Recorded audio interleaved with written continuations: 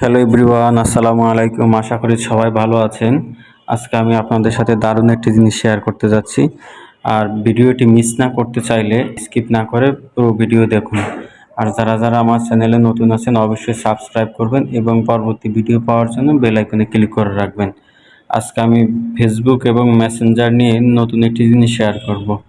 আপনি হয়তোবা জানেন না, আপনার অজান্তে কিন্তু আপনার ফেসবুক অন্য কেউ ব্যবহার করতে পারে।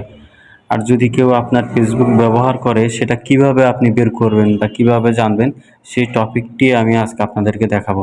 তাহলে আর দেরি কেন, চলুন শুরু করা যাক। তাহলে আমরা মেসেঞ্জারে এখন চলে যাব। কিভাবে আপনি দেখবেন যে আপনার ফেসবুক অন্য কেউ ব্যবহার করছে কিনা। তাহলে আমরা চলে যাচ্ছি মেসেঞ্জারে গিয়ে প্রথমে আমাকে চলে যেতে হবে এই যে সেটিং অপশানে গেলে এখানে আপনি পাবেন যে একটা অপশন আছে সেটিং অপশন, এখানে ক্লিক করবেন। এখানে ক্লিক করলে আপনাকে আরও নিচে আসতে হবে। নিচে এসে আপনি প্রাইভেট সেফটি নামে একটা অপশন আসে, এখানে ক্লিক করবেন। এখানে ক্লিক করার পর এই যে এন্ড টু এন্ড, এই যে এখানে ক্লিক করবেন।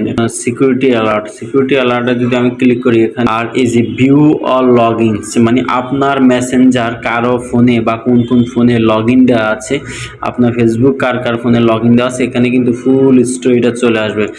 সো কেয়ারফুল, যদি আপনি এখানে দেখেন যে অন্য কারো ফোনে দেয়া আছে তাহলে কিন্তু ডিলিট করে ফেলবেন সাথে সাথে, নতুবা আপনার যে তথ্য আছে সেটা অন্য কেউ নিয়ে যাবে। আপনার তথ্য, আপনার অনেক বড় বিপদ ঘটতে পারে।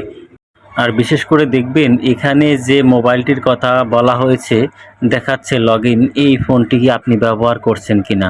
যদি ব্যবহার করে থাকেন তাহলে ঠিক আছে, আর যদি ব্যবহার না করে থাকেন তাহলে ডিলিট করে দিবেন। তাহলে আজকে এ পর্যন্তই।